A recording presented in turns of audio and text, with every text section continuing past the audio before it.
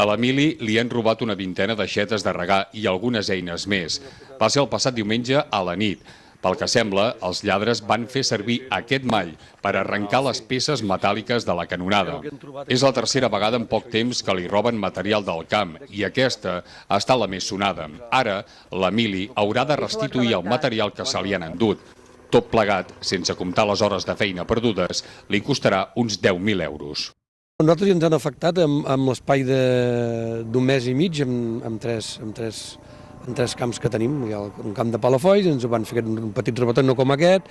Després, ara fa 2 setmanes, a l'Invernadero també ens van repassar un altre camp que tenim, totes les aixetes.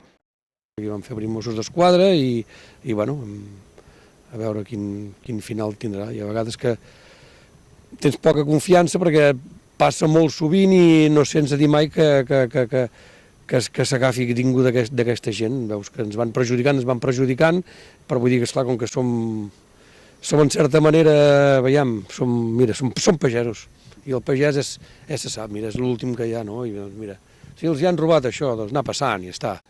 Aquest cas, però, és només un de molts exemples. Des de fa 3 mesos, els pagesos dels pobles que envolten la Tordera, Malgrat, Palafolls i Blanes, pateixen robatoris similars. El pitjor és que aquesta situació diuen que va en augment. Els furts ja no es limiten a la verdura o a la fruita, sinó al material agrícola i les eines de treball que tenen un elevat cost. Els lladres actuen de nit, aprofiten per robar en diferents camps durant una mateixa batuda i saben exactament què busquen. Trien peces fetes de ferro, de coure i fil elèctric. El que encara no està clar és la finalitat. Una possibilitat és que el material es vengui com a ferralla, l'altra és que les peces robades es venessin al mercat negre. Els pagesos han d'afrontar sols aquestes despeses. A la majoria de casos, les companyies asseguradores no cobreixen aquests robatoris de material, ja que es produeixen a l'aire lliure.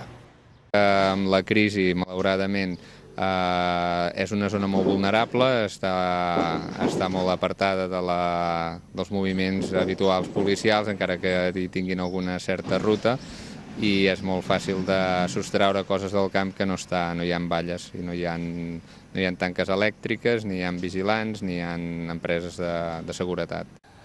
Els lladres també van entrar a la cooperativa agrícola Progrés Garbí de Malgrat de Mar, a banda dels desperfectes que van causar per poder entrar.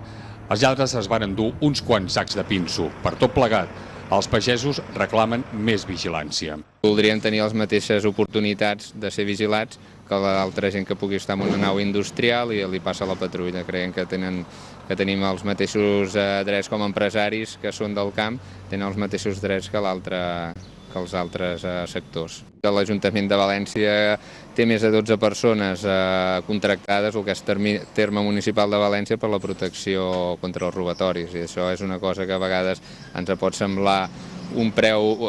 Ens agrada tenir agricultura que se li diu periurbana, i si sabem que té un cost, doncs potser també s'ha d'assumir que té un cost de vigilància per poder gaudir després d'aquest espai agrícola entre tots.